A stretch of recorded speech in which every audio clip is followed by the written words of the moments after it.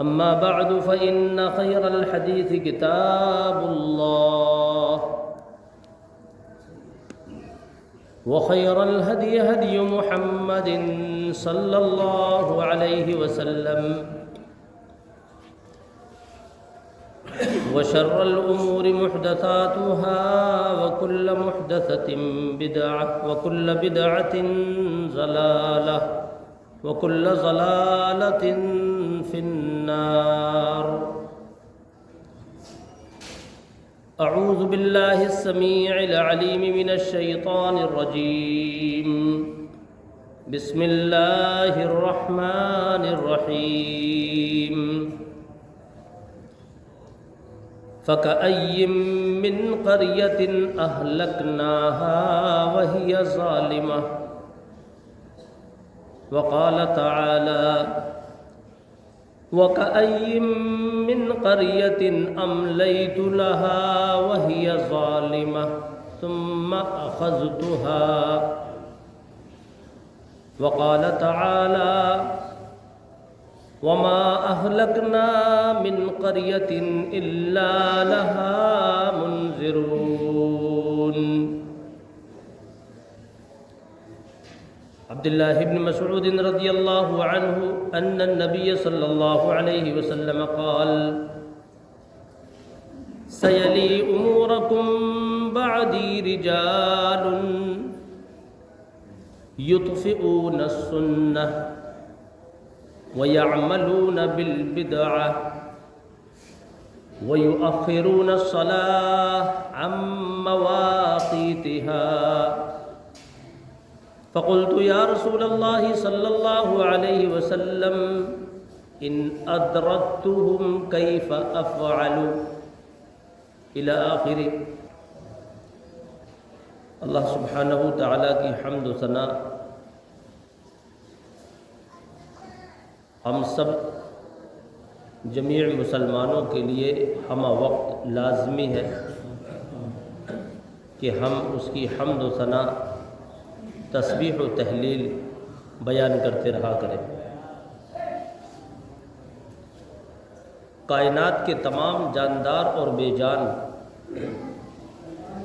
اللہ رب العالمین کی حمد و ثنا، تسبیح و تہلیل بیان کرتے ہیں، جس کی دلیل یہ ہے وَلِلَّهِ يَسْجُدُ مَنْ فِي السَّمَاوَاتِ. اللہ رب العالمین کے لیے سجدہ کرتے ہیں جو بھی آسمانوں میں ہیں، اللہ کی مخلوقات. وَمَنْ فِي الْأَرْضِ، اور اللہ کو سجدہ کرتے ہیں جو بھی زمین میں ہے.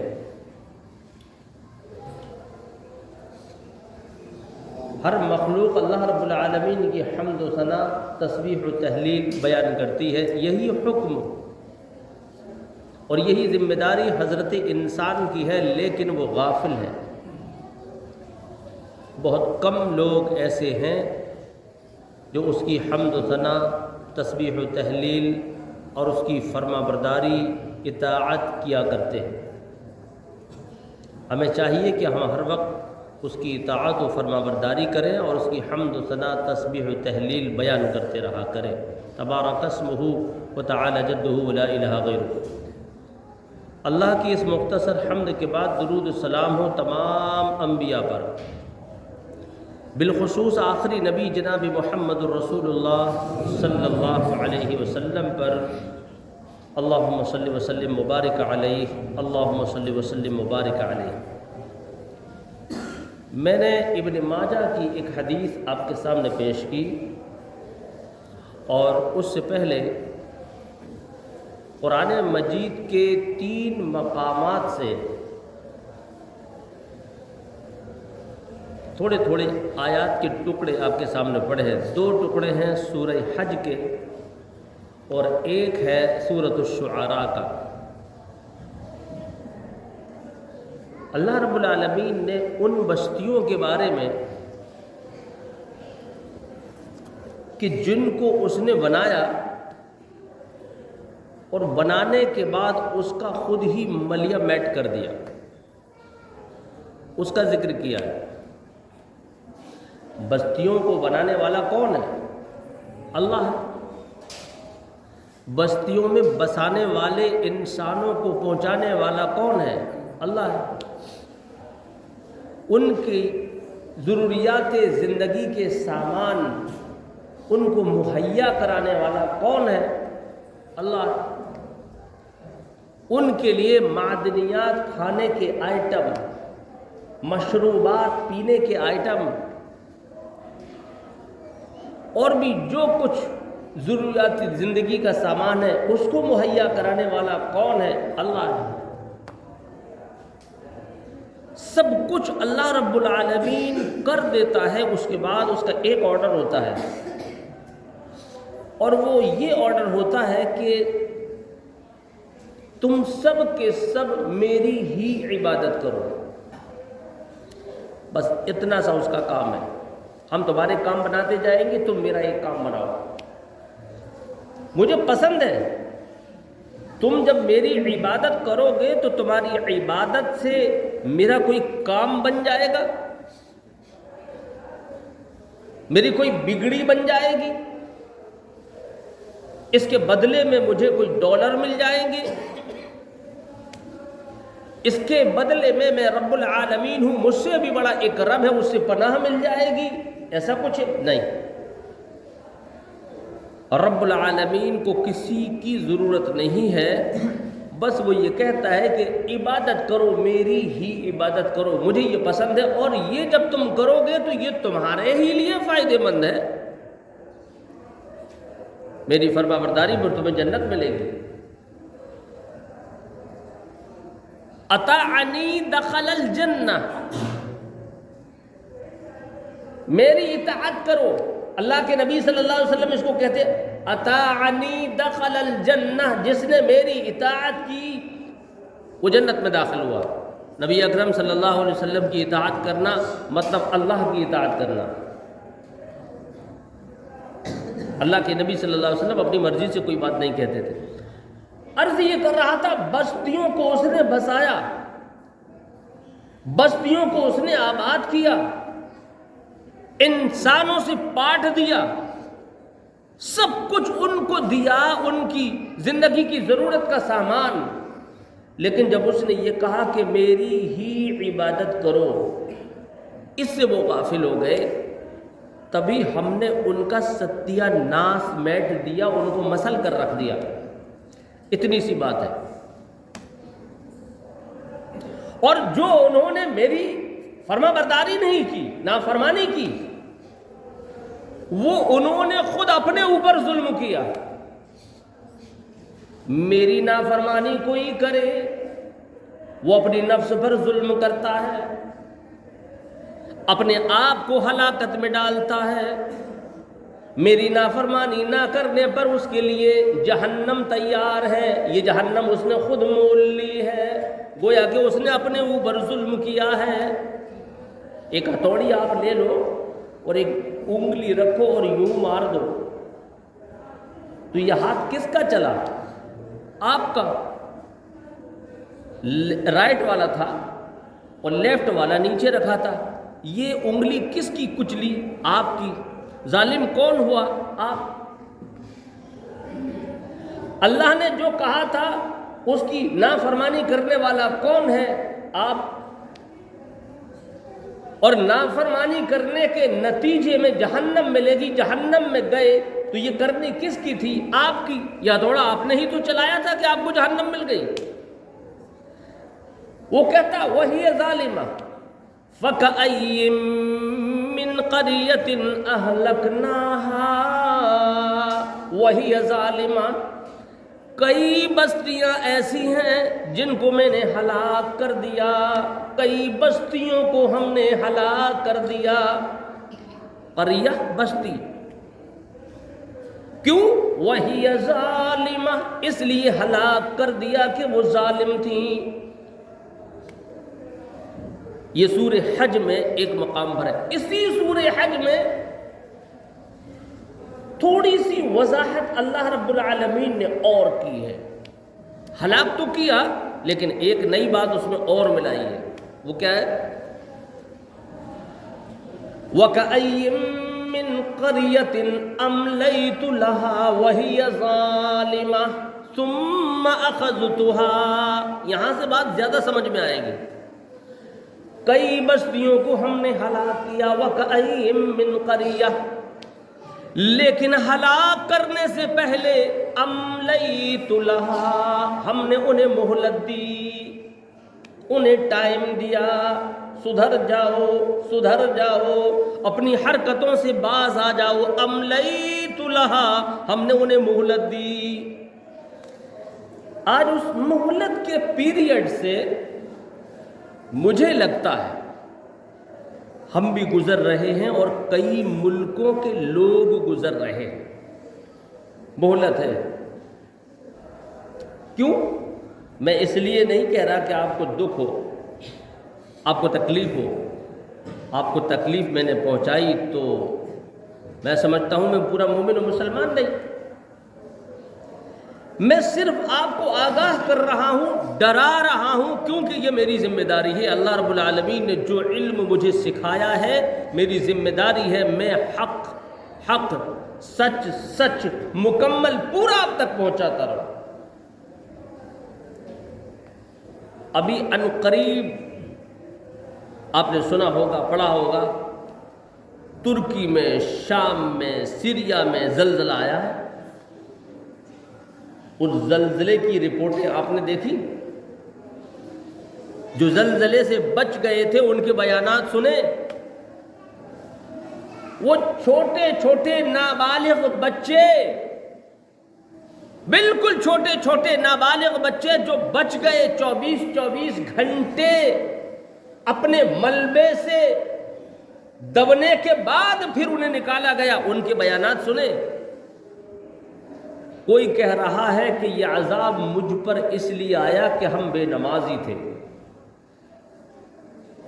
کوئی کہہ رہا ہے یہ عذاب مجھ پر اس لیے آیا کہ ہم اللہ اور اس کے نبی صلی اللہ علیہ وسلم کے نافرمان ہو گئے تھے. اسی قسم کے بیانات ہیں. ایک شخص کا واقعہ ابھی میں پڑھ رہا تھا وہیں کا. مالک نے کرایہ بڑھا دیا، دولت مند تھا، کرایہ بڑھا دیا کسی غریب کا. غریب لوگ جن کے پاس سر چھپانے کی جگہ نہیں ہوتی وہ کرایوں پر رہتے ہیں ادھر سے ادھر. مالک نے اچانک کرایہ بڑھا دیا. اس نے کہا اے مالک کرایہ نہ بڑھاؤ، میں تنگ دست ہوں، تنگ حال ہوں، مجبور بے کس ہوں، میں کہاں رہوں گا، یہ کرایہ میں نہیں دے سکوں گا. اس نے کہا آنے واحد میں اپنا سامان اٹھاؤ اور فوراً یہاں سے نکلو. اسے معلوم تھا یہ کرایہ میں نہ دے سکوں گا، وہ نہیں رہا، وہاں سے نکل گیا. بیان آتا ہے 3 دن نہیں گزرے، 3 دن، غالباً وہ تیسرا ہی دن تھا، جس خیمے میں اور جس تمبو کے اندر وہ پڑا ہوا ہے اور لوگوں کی مدد کا محتاج ہے، اسی تمبو کے اندر وہ آدمی جس نے اپنے مکان سے اس کو نکال دیا تھا کہ میں تجھے اتنے کرائے پر نہیں رکھوں گا، بلکہ کرایہ بڑھ چکا ہے، وہ بھی اسی کے ساتھ بیٹھا ہوا تھا. آنے واحد میں اس کی دولت زمین بوس ہو گئی. اس کی وہ بلڈنگ جس کے بارے میں وہ کہہ رہا تھا کہ میں کرایہ زیادہ لوں گا ورنہ بھاگو یہاں سے. حدیث شریف کے اندر ہے من کان فی حاجت اخیہ کان اللہ فی حاجتہ، جو اپنے بھائی کی حاجت کو پوری کرتا ہے اللہ اس کی حاجت کو پوری کرتا ہے. یہ ان لوگوں کے لیے ہے جن کے دروں پر سوال کرنے والے آتے ہیں اور وہ بری طریقے سے بھگا دیتے ہیں. یہ ان لوگوں کے لیے ہے جو اپنے آپ کو فرعون نمرود جیسا دولت مند سمجھتے ہیں. یہ ان لوگوں کے لیے ہے کہ دوسروں کو فقیر فقیر، غریب غریب غریب غریب کہہ کر پکارتے ہیں. اے اللہ کے بدترین انسانوں، کان کھول کر سن لو، اللہ نے تمہیں جو دولت دی ہے اس پر اتراؤ مت. بڑے بڑے دولت مندوں کا ذکر اسی قرآن اور محمد کے فرمان میں موجود ہے کہ آنے واحد میں ان کا پتہ بھی نہیں چلا، مٹی میں دب گئے۔ امیروں کے لیے اتنا ہے، من کان فی حاجت اخیہ کان اللہ فی حاجتہ، جو اپنے بھائی کی حاجت کو پوری کر دیتا ہے، جو اپنے بھائی کی ضرورت کو پوری کر دیتا ہے، کان اللہ فی حاجتہ، اللہ رب ذوالجلال اس کی حاجت کو پوری کر دیتا ہے۔ یہاں ایک بات بتا دوں نکتے کی، آپ کو یاد رہ جائے، اللہ کرے۔ آپ کے پاس بہت زیادہ پیسہ نہیں ہے، لیکن ہے ٹھیک ٹھاک ہے، الحمدللہ، صبح سب کھاتے ہیں، دوپہر میں کھاتے ہیں، شام کو کھاتے ہیں، بس وافر مقدار میں نہیں ہے۔ اتنے میں کوئی شخص آیا آپ کے پاس قرض لینے کے لیے، ادھار لینے کے لیے، یا یوں ہی کہ میرا کچھ کام چلا دو، آج بچے بھوکے ہیں، آج یہ ہے، آج یہی 200-500 کی ضرورت، آپ نے نکالے اور کہا کہ اللہ کی رضا کے لیے دے رہا ہوں، یہ ادھار نہیں ہے، لے جاؤ اپنا کام چلاؤ، اللہ تمہاری مشکل دور کر دے۔ آپ نے اس کا کام چلایا۔ یہ تو حدیث کا پہلا ٹکڑا ہے، من کان فی حاجت اخی۔ اب دوسرا ٹکڑا سنو، کان اللہ فی حاجتی۔ آپ کے سامنے وہ بہت غریب آدمی تھا، اسی لیے مجبوراً اس نے سوال کیا، لیکن آپ اتنے غریب نہیں ہیں، آرام سے چین سے زندگی گزار رہے ہیں، صبح شام کھا رہے ہیں، بچے پڑھ رہے ہیں، اعلیٰ قسم کی تعلیم حاصل کر رہے ہیں۔ آپ کے سپنے، آپ کی ضرورتیں لمبی ہیں، اس کی صرف 200-500 روپے کی تھی، آپ کا سپنا سنو یہ ہے، ہائی وے پر یہ پلاٹ ہے 9 لاکھ روپے کا ہے، یہ مجھے مل جائے، یہ شاپ ہے، میری بات چل رہی ہے، تھوڑے سے پیسوں کی کمی ہے، کاش کہ یہ مجھے مل جائے، بچی کا رشتہ ہے، بچے کا رشتہ ہے، کاش میری بچی کا فلاں سے رشتہ ہو جائے جو بڑا اچھا ہے، بڑا نیک صالح لڑکا ہے، میرا یہ گراؤ مکان ہے، کاش کہ میرے پاس اتنی دولت آ جائے کہ میں اس کو اعلیٰ اور حسین ترین و مضبوط بنا لوں۔ یہ آپ کے بڑے بڑے سپنے ہیں، یہ لاکھوں کے، وہ 200-500 کا کوئی میل نہیں ہے، لیکن حدیث کیا کہتی ہے، من کان فی حاجت اخی، جو اپنے بھائی کی حاجت و ضرورت کو پوری کر دیتا ہے، کان اللہ فی حاجتہ، اللہ اس کی حاجت کو پوری کر دیتا ہے۔ حدیث کے حساب سے تم نے اس کا 500 کا کام چلایا، لیکن اللہ تمہارا کروڑوں نہیں دیکھے گا، تمہاری حاجت دیکھے گا، لاکھوں نہیں دیکھے گا، کروڑوں نہیں، حاجت دیکھے گا، تمہاری بلڈنگ بن جائے گی، تمہارا وہ پلاٹ بھی مل سکتا ہے، تمہارا وہ مکان بھی، وہ دکان بھی مل سکتی ہے، تمہارے اعلیٰ رشتے بھی ہو سکتے ہیں۔ یہ ہے حکمت اللہ رب العالمین کا اور اللہ کے نبی صلی اللہ علیہ وسلم کا بندوں پر احسان عظیم، لیکن سمجھتے نہیں۔ 1 روپے کے لیے لوگوں کو 1 روپے کے لیے بہت بری طریقے سے دھتکار کر بھگا دیتے ہیں، چلو آ جاتے ہیں کہاں سے، مذاق اڑاتے ہیں۔ میں نے ان سے کھیلتے دیکھا ہے، کئی جگہ ایسا ہوا، مارکیٹ کا آدمی ہوں، شاپ پر بیٹھا ہوں، اپنی شاپ سے کبھی ادھر ادھر ٹہلنے نکل گیا، کوئی لڑکی آئی، مجبوری بتائی، بچہ چھوٹا سا گود میں ہے، کہا کچھ دے دو، ابھی میں خاموشی سے سن رہا ہوں، میں نے کچھ بے غیرت لوگوں کو یہ کہتے بھی سنا ہے، دیکھا کتنی خوبصورت تھی، کیا ضرورت ہے اسے مانگنے کی، اس کو فوراً 1000 2000 5000 مل جائیں گے، خواہ مخواہ پھر رہی، کہاں بات پہنچی۔ یہ ملک کا، یہ شہروں کا حال اور لوگوں کا نظریہ بتلا رہا ہوں آپ کو۔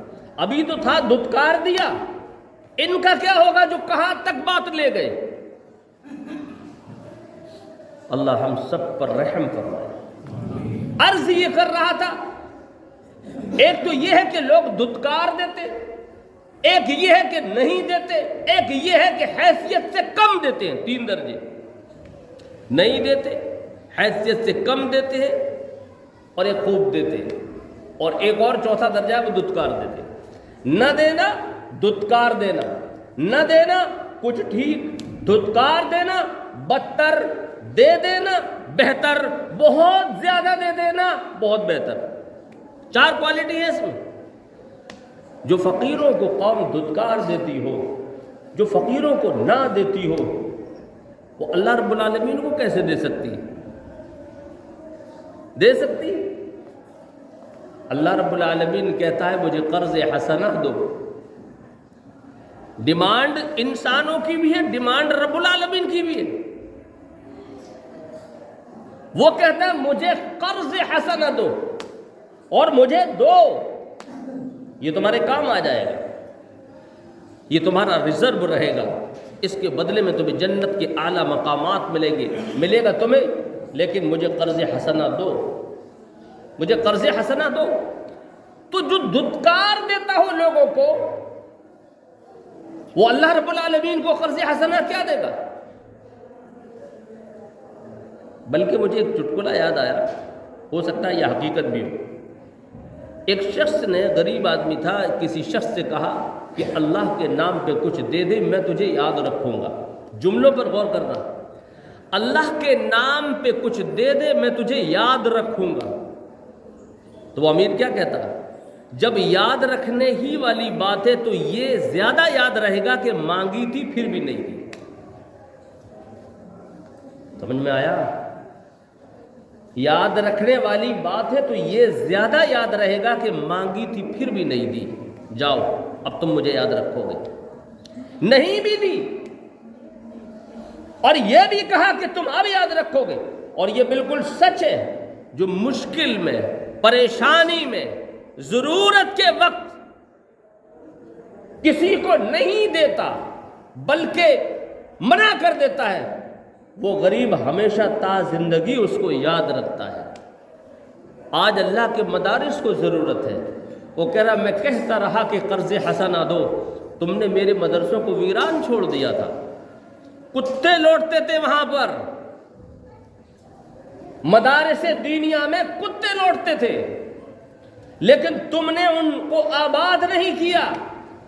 جو لوگ عزم مصمم کر کے ان کو آباد کرنا چاہتے تھے، تم ان پر الزامات لگاتے تھے تاکہ یہ مدرسہ بند ہو جائے۔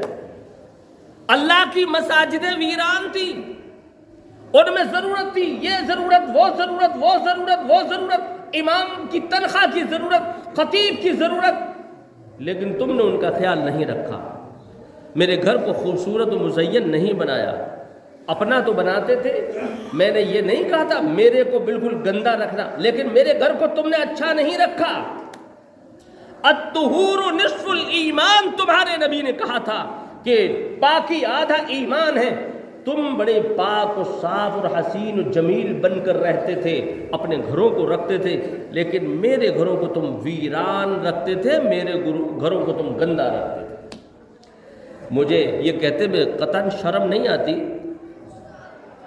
آج بھی وہی پوزیشن پر لوگ ہیں کہ 1 روپیہ 20-30 سال پہلے مسجد میں ڈالتے تھے، 20-30 سال پہلے، بلکہ 40 سال پہلے تو 5 سکہ 10 سکہ، 5 پیسے 10 پیسے، 5 پیسے 10 پیسے، 4 آنے 8 آنے، وہ تو اب 5 کا سکہ نظر نہیں آتا، 10 کا سکہ نظر نہیں آتا، 20 کا سکہ نظر نہیں آتا، 25 پیسے نظر نہیں آتے، 50 پیسے نظر نہیں آتے، بمشکل یہ چند دن کا مہمان بچا ہے 1 روپے کا سکہ۔ یہ نوٹ کر لو آج کی تاریخ، چند دن کا مہمان ہے یہ، آگے بس بات ہی بات ہوگی، 5 کا رہ جائے گا، اور ایسے ہی 2۔ آج اگر وہ 25-50 پیسے پھر سے آ جائے تو آدمی خوش ہو جائے گا کہ آج نیند آئے گی اچھی طریقے سے، وہ 25 پیسے 50 پیسے پھر سے چلنے لگے، مسجد کے اندر اب ڈالنے کا صحیح موقع مل گیا، بچتے وہ۔ کتنی شرم کی بات ہے، 5 روپے کی تمباکو اور گٹکا آدمی لے کے ایک بار میں منہ میں ڈال لیتا ہے، لیکن مسجد کے اندر 10 روپے نہیں ڈالے جاتے۔ کتنے لوگ اس وقت مسجد میں موجود ہیں، اور نماز کے اختتام تک تو اور بھی مزید بڑھ جائیں گے، کیونکہ وہ تو فطرت میں بنا ہوا ہے بات تک آنا۔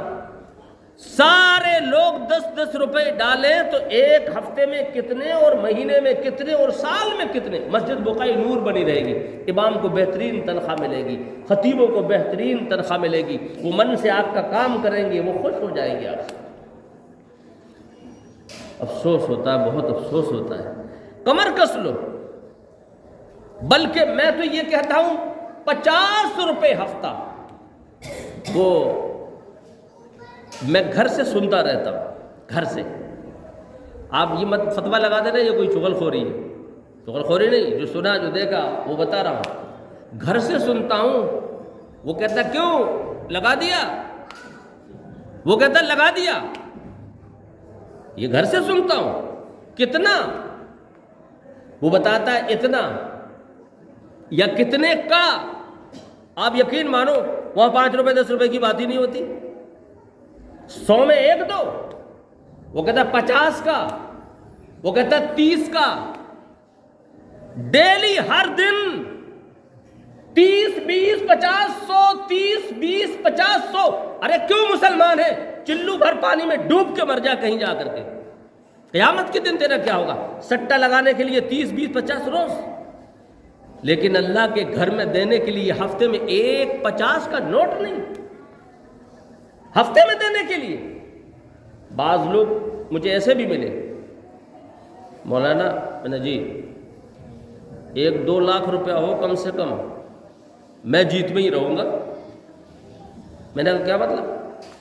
1500 1600 2000 کا لگانا پڑتا ہے. یہ والا نمبر بھی, یہ بھی, یہ بھی, یہ بھی, یہ بھی, یہ بھی. اس نے اپنا آنکڑا بتایا, مطلب کئی نمبر لگانا ہے. اس میں سے ایک نہ ایک آ جائے گا. کبھی کبھی گڑبڑ ہو جاتا ہے لیکن آنا ہی آنا ہے. وہ یہ بتا رہا تھا. اس کا مطلب جو 30-50 والے ہیں اس کے اوپر بھی بہت گرو ہیں اور کہتے کیا ہے, میں مسلمان ہوں. کہتے کیا ہے, میں مسلمان ہوں. اور ایک اور دیکھو, اللہ نے ان پر ایسی لعنت برسائی, ملائکہ نے ایسی لعنت برسائی, شیطان نے ان کو ایسا نرغے میں لیا ہے کہ کل ہو کے اگر نہیں آیا تو کیا کہتے ہیں, مجھ سے ہی غلطی ہو گئی. یہ اور بات ہے, اپنی غلطی تسلیم کرتے. اوہ قیامت کے دن رب العالمین ان مسلمانوں کو کیا ہوگا؟ وہ کہے گا اور میرے نبی کہیں گے تو سٹے میں اپنی غلطی فوراً تسلیم کرتا تھا, نماز نہیں پڑھتا تھا, تو نے اپنی غلطی تسلیم نہیں کی. تو سٹے میں اپنی غلطی تسلیم کرتا تھا لیکن تو روزے نہیں رکھتا تھا, قرآن نہیں پڑھتا تھا, تو نے اپنی غلطی تسلیم نہیں کی. سٹے میں کہتا تھا نمبر نہیں آیا تو میری غلطی ہے, لیکن مسجد میں تو ہفتے میں 50 روپے بھی نہیں ڈالتا تھا اللہ کی رضا کے لیے. تو بتاؤ ایمانداری سے اس میدان محشر قیامت کے دن کیا حشر ہوگا مسلمانوں کا, مومنوں کا کیا حشر ہوگا؟ جہنم پکی. تو بات دور چلی جاتی ہے گھما پھرا کر کے. میں یہ کہنا چاہتا ہوں عارضی زندگی ہے چند دن کی, 2 روزہ زندگانی, جو کرنا ہے ابھی کر لے. اور آخرت کی فکر بہت ضروری. ہم آخرت کو بھول گئے. عرض یہ کر رہا تھا, وہ لوگ جہاں عذاب آیا وہ یہی کہہ رہے تھے کہ ہم نماز نہیں پڑھتے تھے, قرآن نہیں پڑھتے تھے, اللہ اور اس کے نبی کے نافرمان تھے, رقص و سرور میں مبتلا تھے, روزانہ کھانا چاہیے, گھومنا چاہیے, مہنگی مہنگی کاریں چاہیے. دنیا کے بڑے بڑے امیر ترین ملکوں سے ٹکر لینے والا ملک ہے ترکی. آپ کیا جانتے ہیں اس کے بارے میں؟ سلطنت عثمانیہ اسی ترکی سے قائم ہوئی ہے. سلطنت عثمانیہ کی تاریخ دیکھو, آپ کو پتہ چلے گا پوری دنیا کے 80% حصے پر اس نے حکومت کی. معمولی بات نہیں ہے کہ وہ ترکی کے لوگ کیسے ہیں, وہ ترکی کیسا ہے. دیکھو اللہ رب العالمین کا عذاب آیا, 21,000 سے زیادہ لوگ اب تک مر چکے, وہ ملبوں سے نکل رہے ہیں. آپ کیا ہے, آپ کے مکان کیا ہے, ہم اور ہمارے مکان کیا ہے؟ ایک جھٹکے میں وہاں سے آدھا جھٹکا بھی آیا قبروں کی مانند ملبہ ہو جائے گا ہمارے مکانوں کا. دھیان رکھنا, وہ کہتا وَكَأَيٍّ مِّن قَرْيَةٍ أَمْلَيْتُ لَهَا وَهِيَ ظَالِمَةٌ ثُمَّ أَخَذْتُهَا، ہم نے کئی بستیوں کو ہلاک کر دیا، برباد کر دیا، نیست و نابود کر دیا، لیکن اس سے پہلے أَمْلَيْتُ لَهَا، انہیں مہلت دی۔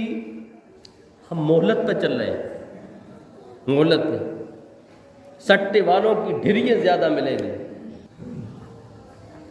کوئی بلائے کہ آ جاؤ چائے پر، ہم 5 لوگ بیٹھیں گے، کچھ دینی باتیں کریں گے، ایسے لوگ مجھے نہیں ملتے۔ اب گھر میں ہی پڑا رہتا ہوں، شاپ گیا اپنی، شاپ سے آیا گھر میں تو بہت بہت دکھ ہوتا۔ آج سے 40 سال پہلے یہ پوزیشن نہیں تھی۔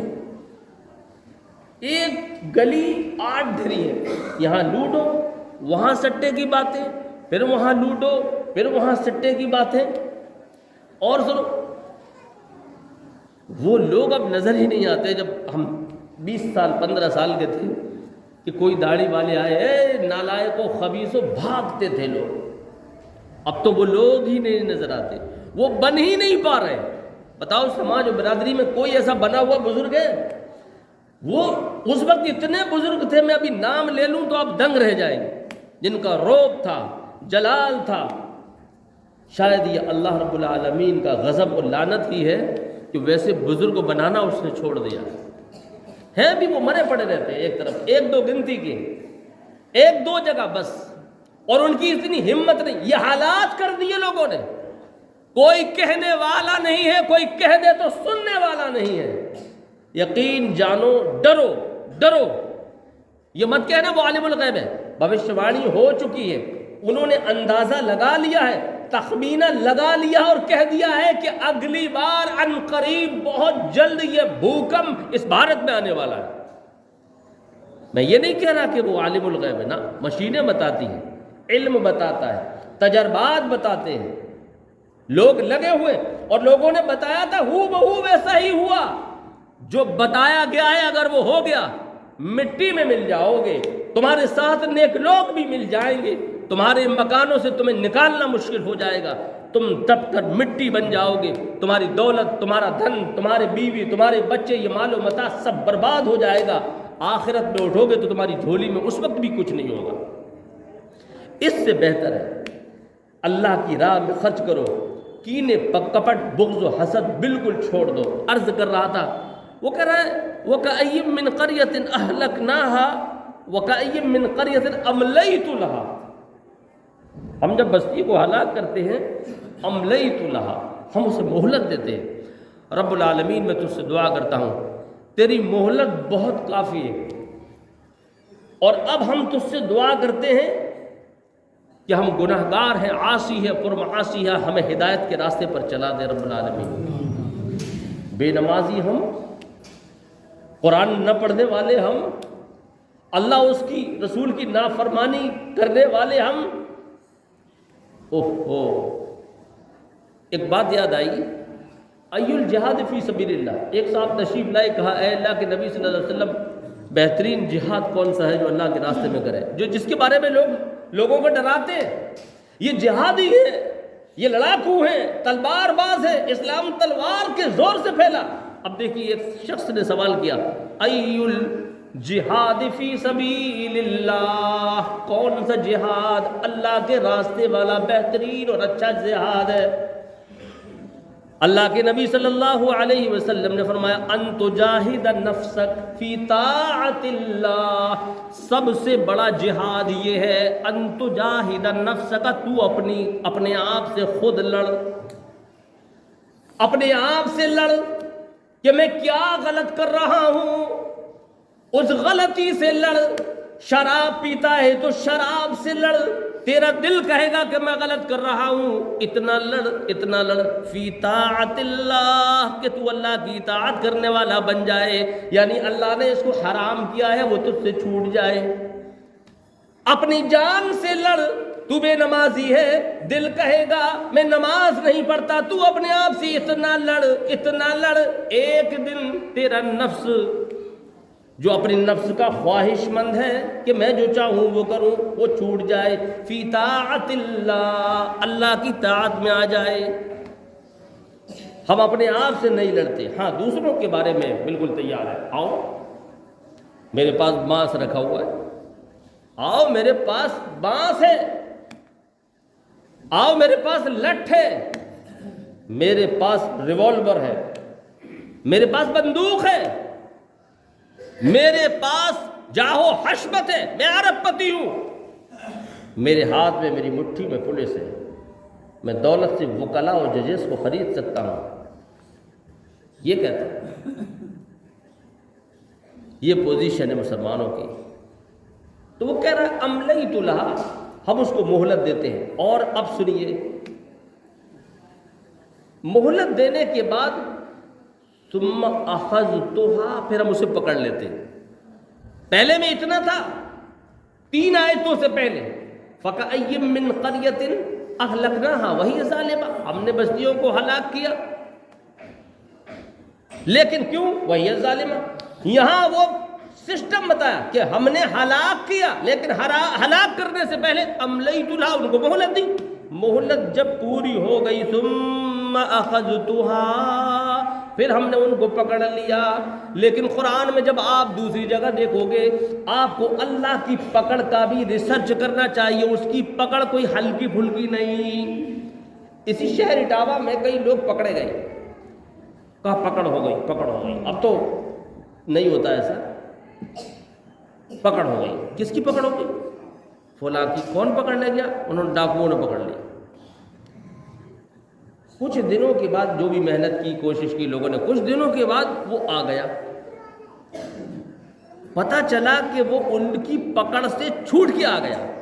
پھر اس نے قصے بتائے، وہ سو رہا تھا اور پھر میں نے بڑی مشکل سے فلانی چیز اٹھائی، میں نے اپنی رسی کاٹی اور آہستہ آہستہ آہستہ اس کھیت میں پہنچا، پھر وہاں سے ایسے کر کے ایسے بھاگ گیا۔ آپ نے کئی قصے سنے ہوں گے، بڑے بڑے ڈاکو آئے، یہ تو ڈاکوؤں کا علاقہ ہے، چمبل یہی ہے، جمنا یہی ہے، ملکھان سنگھ یہاں کا مشہور ڈاکو گزرا ہے۔ اور جب اس نے سرنڈر کیا تھا، میں بھی گیا تھا، میں نے اپنی آنکھوں سے دیکھا، اور بھی بہت سے لوگوں نے دیکھا ہوگا، ملکھان سنگھ ڈاکو نے، بڑے ڈاکو تھے یہاں پر، پکڑے ہو گئی، چھوٹ گئی۔ اللہ رب العالمین کی پکڑ اس سے کوئی نہیں چھوٹ سکتا، بڑی شدید ہے، بڑی شدید ہے۔ وہ کہہ رہا ہے ثم اخذتھا، پھر ہم نے ان کو پکڑ لیا۔ اللہ کی پکڑ بڑی شدید ہے، اس کی پکڑ سے ڈر جاؤ۔ پکڑ لیا تو پھر کوئی نہیں ہے جو تمہیں چھوڑ دے۔ ایک اور جگہ اللہ رب العالمین نے سورہ شعراء میں کہا وَمَا أَهْلَكْنَاهَا مِنْ قَرْيَةٍ إِلَّا لَهَا مُنذِرُونَ۔ یہ اور خاص ہے، یہ میرے اور آپ کے معاملے میں ہے۔ میرا تعلق آپ سے، آپ کا تعلق مجھ سے ہے۔ میں ایک ایک بات کھول کر بیان کر دے رہا ہوں تاکہ قیامت کے دن رب العالمین کے سامنے میں مجرم بن کر نہ جاؤں۔ وَمَا أَهْلَكْنَاهَا مِنْ قَرْيَةٍ، ہم نے کسی بھی بستی کو ہلاک نہیں کیا، إِلَّا لَهَا مُنذِرُونَ، ہلاک کیا تو تب کیا کہ اس سے پہلے انہیں ڈرانے والے لوگوں کو بھیج دیا، مولویوں ملاؤں کو بھیج دیا، مفتیوں کو بھیج دیا، خطیبوں کو بھیج دیا، تاکہ وہ قرآن اور سنت کی ایک ایک بات بتا دے اور تم ڈر جاؤ۔ لیکن انہوں نے بتائی، پھر بھی تم نہیں ڈرے، تو میں نے بستیوں کو ہلاک کر دیا۔ وہ بھی تب پہلے مہلت دے دی اور اس کے بعد ثم اخذتھا، انہیں پکڑ لیا۔ یہ ہے پورا سسٹم اللہ رب العالمین کا۔ میری گزارش یہی ہے، اللہ سے ڈرو، اللہ کا خوف کرو۔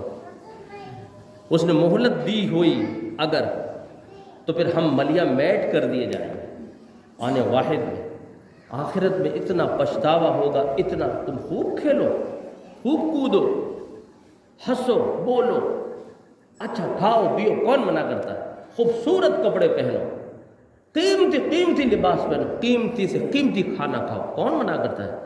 لیکن آتے جاتے ہوئے نبی کے طریقے پر اپنی رننگ رکھو، اٹھتے بیٹھتے نبی کے طریقے پر اپنا اپ ڈاؤن کرو، سو تو نبی کے طریقے پر، کھاؤ تو نبی کے طریقے پر۔ اس نے حلال کیا وہ کھاؤ، حرام کیا وہ مت کھاؤ۔ بدعت جس نے ایجاد کی، بدعت میں شامل مت رہو، اللہ اور اس کے نبی کی اطاعت میں غوطہ زن رہو بس۔ دیکھو پھر نہ یہاں طوفان آئیں گے، نہ مصیبتیں آئیں گے، نہ ظالم بادشاہ آئیں گے، نہ آخرت میں مشکل پریشانی کھڑی ہوگی۔ اللہ سے دعا ہے رب سبحانہ و تعالی ہم سب کو اپنا سچا پکا مطیع و فرما بردار بندہ بنا لے۔ ہمارے اندر جو بھی رسم رواج، خرافات، بدعات موجود ہیں، الہ العالمین ان سب سے ہمیں محفوظ فرما دے۔ جو لوگ مسجدوں کا، اپنے اماموں کا، اپنے خطیبوں کا، اپنے مدرسوں کا خیال نہیں کرتے، رب العالمین انہیں سمجھ عطا فرما دے۔ مجھے کسی نے بتایا ہے اس مسجد میں کام لگنے والا ہے، شدت کی گرمی آنے والی ہے، رمضان المبارک بھی آنے والے ہیں، بجٹ نہیں ہے، اعلان کرنے کے لیے کہا ہے۔ میں آپ سے گزارش کرتا ہوں زیادہ سے زیادہ اس مسجد کے اندر تعاون کرو، زیادہ سے زیادہ، تاکہ یہ مسجد حسین و جمیل اچھی خوبصورت بن جائے، اور اس کی اصل خوبصورتی نمازیوں سے بھرنا ہے۔ آپ بھی اس کو آباد کرو، آج سے اس کام کو اسٹارٹ کر دو۔ جمعہ ہی کی فکر مت کرنا، سنیچر، اتوار، سوموار، منگل، کسی بھی دن جو مسجد کے ذمہ داران ہیں جا کے ان کے گھر زیادہ سے زیادہ پیسہ پہنچاؤ۔ اللہ سے دعا ہے اللہ آپ کو ہدایت دے، زیادہ سے زیادہ صدقات و خیرات کی توفیق دے۔ استغفر اللہ لی ولکم ولسائر المسلمین فاستغفروہ انہ هو الغفور الرحیم۔